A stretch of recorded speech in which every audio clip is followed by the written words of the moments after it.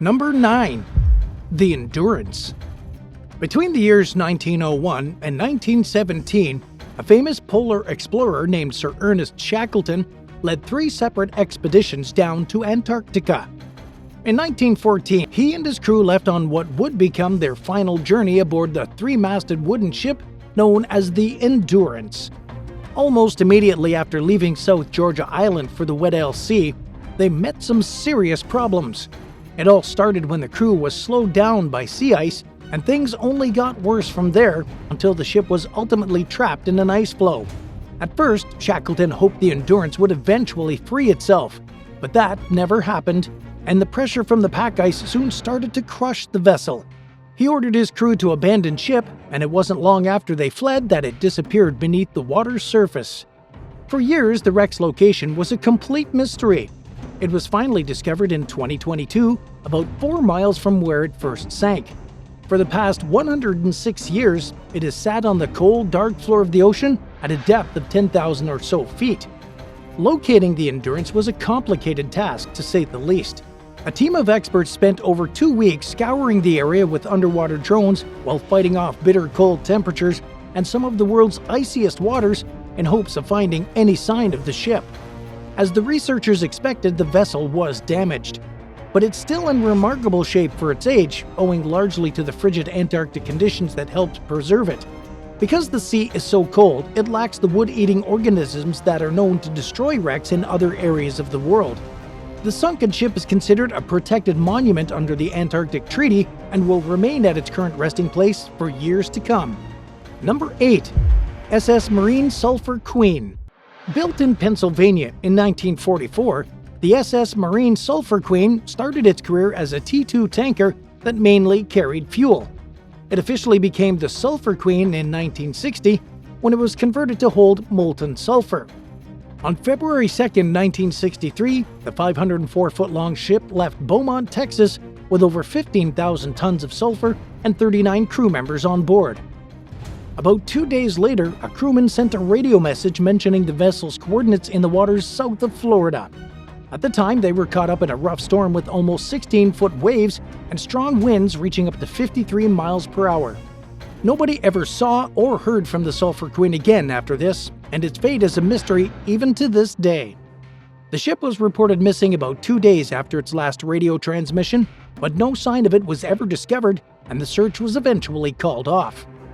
Its disappearance is steeped in superstition regarding the infamous Bermuda Triangle mysteries, but a Coast Guard report found a handful of more rational reasons that could possibly explain the Sulfur Queen's disappearance. The ship was hardly seaworthy, if at all, and its sulfur tanks were prone to erupt in constant fires, which had a tendency to short out the electrical equipment. As a T2 tanker, it was susceptible to splitting at the keel, especially as it aged, and crew members had previously mentioned that the Sulfur Queen was heavily corroded before her demise. One sailor even described the vessel as a floating garbage can. Given its substandard condition, there's a distinct possibility that the ship met with disaster and plunged down to the sea floor. And while it's frustrating not to know exactly what happened to it, the likelihood of another explanation is slim to none. Number 7. The SS Hippocampus. The Great Lakes are famous for their fierce storms and the wide range of shipwrecks left in their wake, which are believed to total over 6,000. Many of these sunken vessels have never been found, including an American-built wooden transport and cargo ship known as the SS Hippocampus. It's notable not only for being named after a part of the brain, but because it was sailing only a few miles off Benton Harbor in Lake Michigan when it went down way back in September of 1868. The Hippocampus was on its way from St. Joseph, Michigan to Chicago with about 30 passengers and a cargo of fruit when it met heavy winds and high waters. According to official records, the vessel became increasingly hard to control. The captain ordered for the fruit to be dumped in an attempt to save face, but it failed to prevent the shipwreck. None of this was known in the immediate aftermath of the ship sinking. According to a newspaper article from not long after the disaster, the ship was overdue in Chicago, which was initially the biggest clue to suggest that something went wrong. 9 passengers and 17 crew members died, while 15 people managed to survive by clinging onto debris until another ship rescued them. It's possible that the wreck was salvaged in 1877, but at the same time, records aren't entirely clear. As far as we know, it's entirely possible that the Hippocampus is still in its dark, frigid gravesite at the bottom of Lake Michigan. Number 6. HMS Blenheim and HMS Java. Built for the British Royal Navy during the 1750s, the HMS Blenheim was an impressive 90-gun second-rate naval warship. The 176-foot-long vessel was created as part of a program to expand the Royal Navy's fleet before the 7 Years' War with France. But the project met major delays thanks to understaffing in the shipyard, and the ship didn't actually launch until 1761. The Blenheim famously participated in the Battle of Cape St. Vincent back in 1797. It was one of the first battles of the Anglo-Spanish War, which lasted over a decade and was one of the major French Revolutionary Wars. The conflict was still going on in 1801 when the vessel was demoted down to a third-rate ship. On January 2, 1807, the Blenheim left Madras in eastern India with 2 other boats. About a month later, in early February, it was separated from its accompanying vessels during a strong gale. One of the other ships, the Java, also went missing that day. When the Blenheim was last seen by one of its own off Madagascar, it was flying distress signals.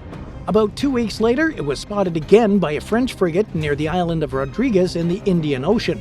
Soon, other ships reported seeing a vessel matching the Blenheim and the Java's descriptions near the island of Réunion.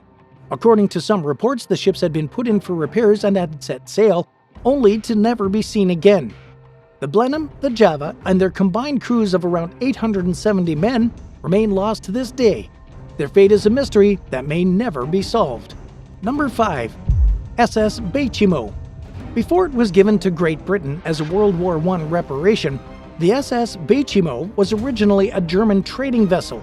The ship then went to the Hudson Bay Company and regularly traveled between Scotland and Canada, doing business with local tribes. The steel-hulled steamer met its demise in 1931, when it was trapped by ice floes in the Canadian Arctic. After getting the captain's order to abandon ship, the crew waited for rescue nearby in a makeshift shelter. They lost sight of the Bechimo during a blizzard, and when they woke up the next morning, it was gone entirely. The men simply assumed it had sunk, but to their surprise, an Inuit fisherman spotted the vessel about a week later. It was too damaged to salvage for parts, so the crew retrieved what little cargo and belongings they could and deserted the ship yet again. Many people claim to see the Bechimo over the next few decades, earning it the nickname of the Arctic Ghost Ship. The last verified sighting happened about 320 miles north of the Arctic Circle in 1969 off the coast of Barrow, Alaska. Then, 37 years after being abandoned, the ship finally seemed to vanish. Nobody has seen it since. Deserted ships don't often linger in coastal areas for long. Usually they're swept out to sea by strong currents, and either way, they eventually rust and sink under the waves. The strangest thing about the Bechimo is how long and how frequently people continue to see it. What's even more odd is that nobody has found any signs of the wreckage since it was last spotted.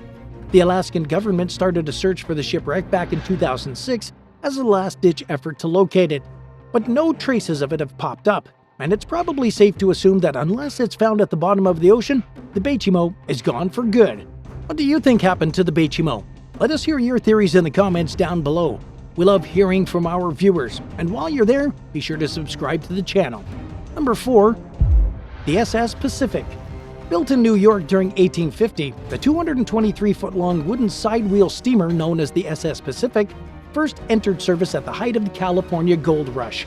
It carried out several historically valuable loads of gold during its first few years of service and during the Cassiar Gold Rush in British Columbia in the 1870s.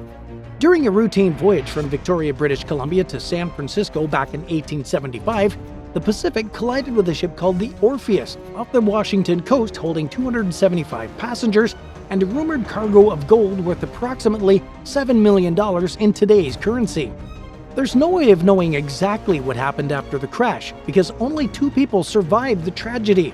But it is known that the Pacific had a tough voyage leading up to the accident and that crew members filled some of the lifeboats with water to correct a tilt. The other lifeboats were inoperable, and the ship fell apart and sank within only a half hour. Most of the passengers either drowned or died from exposure and hypothermia. It's believed to be the deadliest disaster to ever happen off the Pacific Northwest coast. Many have tried to find the gold-laden wreck, but it stayed missing until late 2022, when a team led by Jeff Hummel located a sunken vessel that is believed to be the Pacific. A court granted exclusive salvage rights to the team, who plan to carry out excavations starting this year and ending in 2025. Their findings will hopefully confirm the wreck's identity as the Pacific and that it was carrying a massive amount of gold. Number 3. The Argo. A 120-foot tank barge called the Argo was built in Baltimore, Maryland in 1911. She spent her career mainly transporting fuel across the Great Lakes. Little is known about the Argo's ill-fated voyage in October of 1937, including where she left from and where she was actually headed. She sank northeast of Sandusky, Ohio during a brutal storm on Lake Erie. Only 2 people were on board when the vessel sank in Canadian waters off Pele Island. Thankfully, they both survived. According to official records, the Argo came to a rest at a depth of nearly 40 feet. In a hazard assessment from 2013, NOAA scientists said that the wreck was reportedly still leaking oil. As of 2012, the water in the area had a noticeable sheen that could be seen from overhead and could not be attributed to any modern ships. The NOAA has been able to confirm for sure whether the Argo is leaking today, and unfortunately, without an exact location, experts can only make an educated guess about the condition of the wreck and the hazards that it may still possess. Number 2. SS Warrah. Nicknamed Australia's Titanic, the SS Warrah was a 500-foot steamship that mysteriously vanished in 1909 with its 211-member crew while sailing in the Indian Ocean from Durban to South Africa. The wreck has never been located, and there's little to no evidence to suggest what even happened to it. One passenger who got off before the ship left Durban wrote that the Warrah seemed to be top-heavy, which seems like a bad omen in hindsight. It is known that the seas were rough the night the vessel went missing. Over the next few years, debris and suspected human remains were reported throughout the southern hemisphere, but none of the discoveries were officially confirmed to be from the Warrah itself. According to local legend, the ship encountered rough weather and was capsized by a rogue wave. But there are many other theories about what may have happened to the vessel, including the possibility that it sailed to the Antarctic Circle, where its crew and passengers died from both cold and starvation. The Warrah's disappearance has been described as one of the most baffling nautical mysteries of all time, and rightfully so. Number 1. The SS Bannockburn. The SS Bannockburn was a 19th century Canadian-built steel-hulled freighter that hauled cargo back and forth in the Great Lakes. It disappeared during a winter storm in 1902 while carrying a load of grain on Lake Superior. The crew of the vessel that last spotted the Bannockburn reported seeing no signs of distress, and nobody thought anything was wrong until the ship failed to reach its destination in a timely manner. The wreck and the 21 crew members' bodies were never discovered. The only evidence recovered consisted of an oar and a life preserver. Insurance underwriters concluded that the Bannockburn likely ran aground on a reef at Caribou Island, but nobody truly knows what happened to it or where it sank. Within 7 years of the vessel's disappearance, it developed a reputation as a ghost ship, earning it the nickname the Flying Dutchman of the Great Lakes. The Bannockburn was most commonly spotted during unsightly bad weather. Some of the people who saw apparitions of the vessel believed it helped guide them away from dangerous shoals. Others were less thankful and more frightened by the sight of the ghost ship. One of the most famous sightings happened back in 1947, when the crew of a freighter called the Walter A. Hitchinson claimed that a visibly aged ship charged at their vessel during a rough storm. The Hitchinson's captain narrowly avoided a collision with the phantom ship, and the crew watched on as the ghastly vessel crashed into some nearby rocks and was destroyed. The most recent Bannockburn sighting was reportedly as recent as 2016, when a film crew claimed to see 3 masts out in the distance while shooting a music video in Michigan. Thanks for watching. Which of these ships interested you the most? If you enjoyed this video, be sure to give it a thumbs up, and don't forget to subscribe. We'll see you next time.